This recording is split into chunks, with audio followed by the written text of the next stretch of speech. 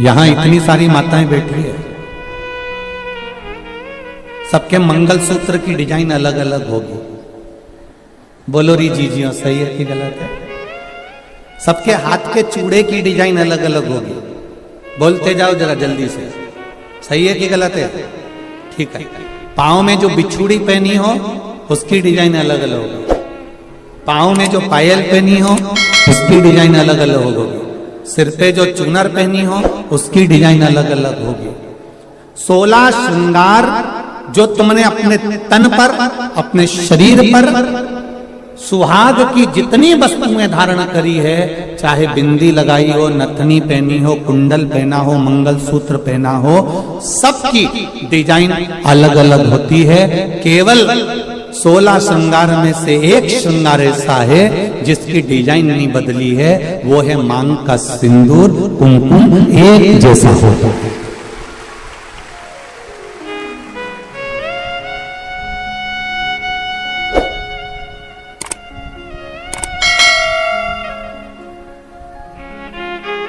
बोलो सही है कि गलत है? मांग का सिंदूर, मांग की कुंकू, मांग में लगने वाला कुमकुम, इसकी डिजाइन कितनी बदल गई लोगों की जिंदगी में। मंगलसूत्र की डिजाइन बदल गई, चूड़े की डिजाइन बदल गई, कुंडल की, नथनी की, बेंदा की, सब की डिजाइन बदली, टीकी की भी डिजाइन बदल गई, पर नहीं बदली तो मांग के सिंदूर कंकु की डिजाइन नहीं बदली, क्योंकि इस डिजाइन को तो परमात्मा ने छाप कर भेजा है, तो उसको बदलना भी मुश्किल है,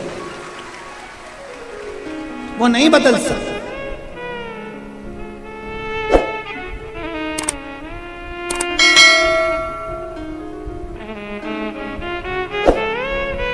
मंगलसूत्र के दाने एक बार निकल जाएंगे ना, चलेगा।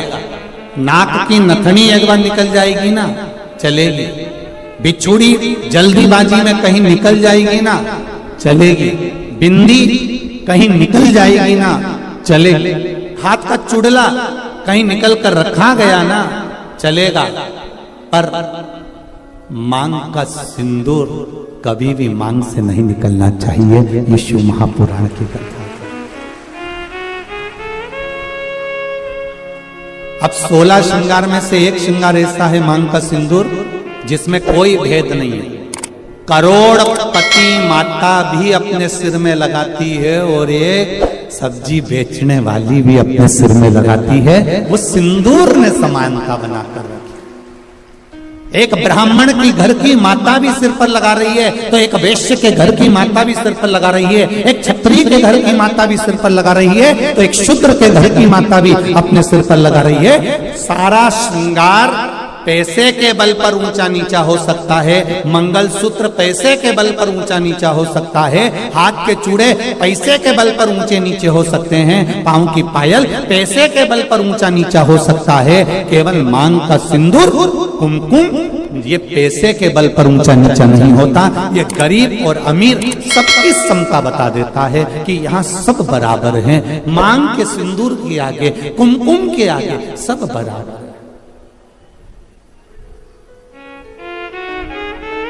कितनी बड़ी बात रामचरितमानस में आती है। थोड़ा ध्यान लगाकर सुनना मेरे धान के कटोरे वालों सब।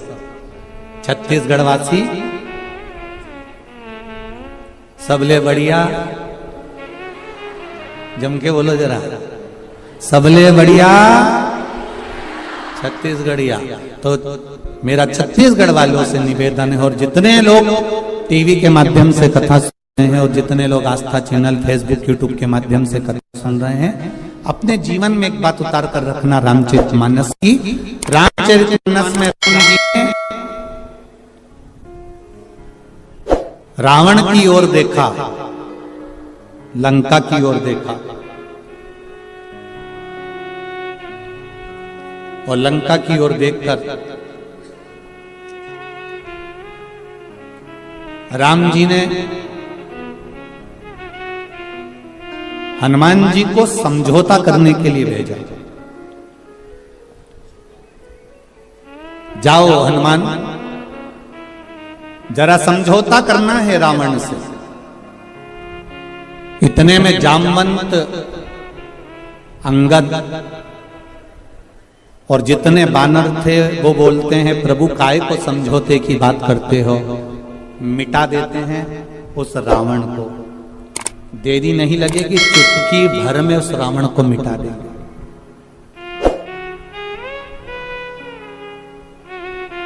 चुटकी भर में रावण को मिटा देंगे। राम जी ने कहा रावण को मिटाना सरल है, पर मंदोदरी के मांग के सिंदूर को मिटाना कठिन है।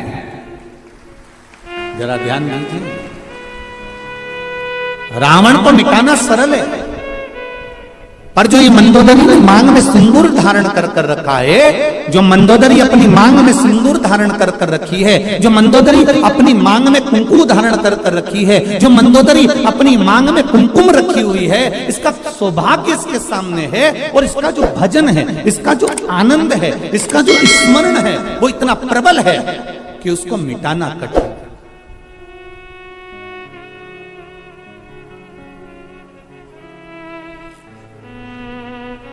एक बात कहना चाहूंगा बहुत अच्छे से।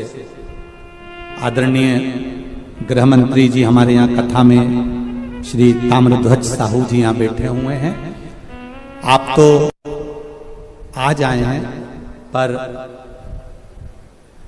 आपके घर से जो बाईसा हैं, आपकी जो धर्मपत्नी है, हमारे लिए तो माता के तुल्य हैं। हमने देखा कल भी परसों भी 2 दिन से हम लगातार देख रहे हैं, कहीं के दूसरे मंत्री की अगर पत्नी होती ना तो 3 घंटा कथा में नहीं बैठती, पर हमने ये चीज देखी है कि वो 5 दिन की कथा में 2-3 दिन लगातार कथा का रस तत्व ग्रहण कर रहे हैं। हम कहना चाहेंगे संपूर्ण विश्व के सनातनियों को एक बात बताना चाहेंगे कि पति जब घर से बाहर निकलता है, पति जब अपना घर छोड़कर किसी मार्ग की ओर आगे बढ़ता है, तो उसके साथ में धर्म पत्नी भले साथ नहीं रहती हो, पर उसके मांग में जो सिंदूर रहता है ना, उसकी चमक पति के साथ हर पल रहती है। ये निश्चित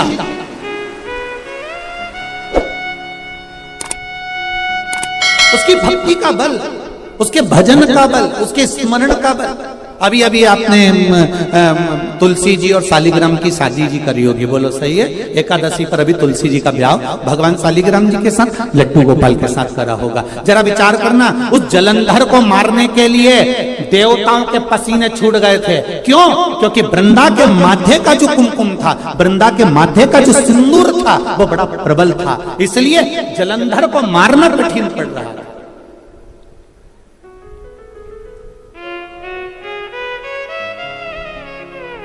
फिर करा क्या गया कि इसके सात्वित्व को डिगाया जाए, और सात्वित्व को डिगाने के लिए भेजा। जब उसका सात्वित्व डिग गया, सात्वित्व टूट गया, तब जलंधर के प्राणों को हरा गया।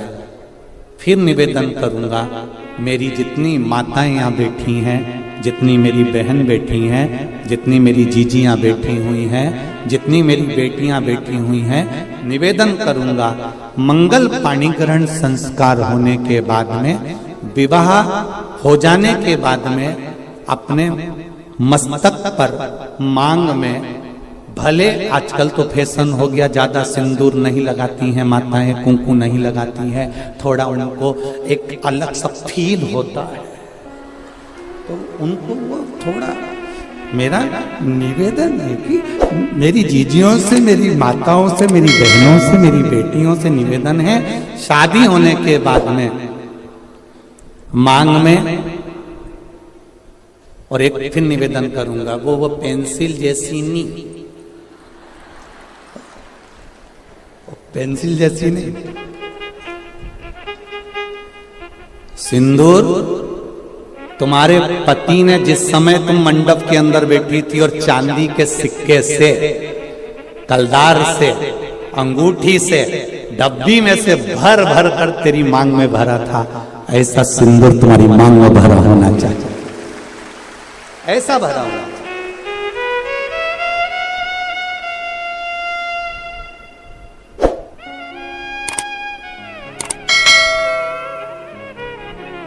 आपके माथे के सिंदूर, आपके मस्तक की कुंकू पर जो कुंकू आपने लगाया है, जो मस्तक पर सिंदूर लगाया है, वो बड़ा, हम सिंदूर और कुंकू का इसलिए बोल रहे हैं, टीकी का इसलिए नहीं बोल रहे हैं क्योंकि टीकी तो आज के जमाने में तुम ढूंढते रह जाओगे।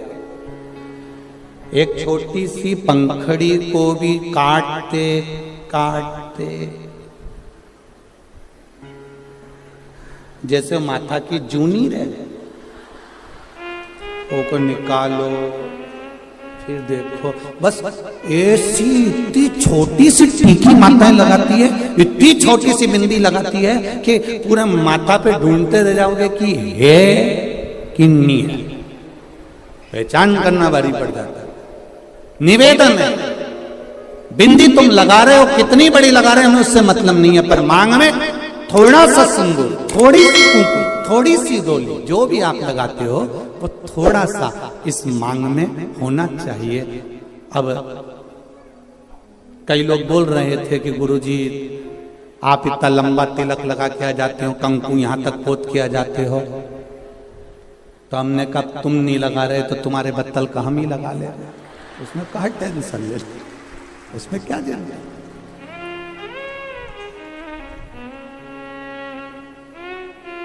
एक कथा याद आ जाती है, उस कथा में एक बार हम कथा करने के लिए काला पीपल गए, तो वहां कथा करने गए, तो वहां पर एक माता बूढ़ी बूढ़ी सी, बहुत 70-80 साल की, और कथा में आगे बैठ गई और कथा हुई। वो माता का नियम था, डंडा टेक के आती थी और 2 चोटी करके आती थी, एक में लाल रिबिन, एक में पीला रिबिन, 2 रिबिन पहले माता रिबिन बांधती थी, आप लोगों को ध्यान में होगा, ऐसा लाल ऐसा गुत्ता गुत्ता गुत्ती गुत्ती यहाँ तक आती थी, और फिर जो स्कूल जाने वाली छोरियां होती थी, बेटियां, वो यहाँ से लेकर फिर यहाँ चुट्टा मान लेती थी। पहले ऐसा चलता था, केला वाली चोटी।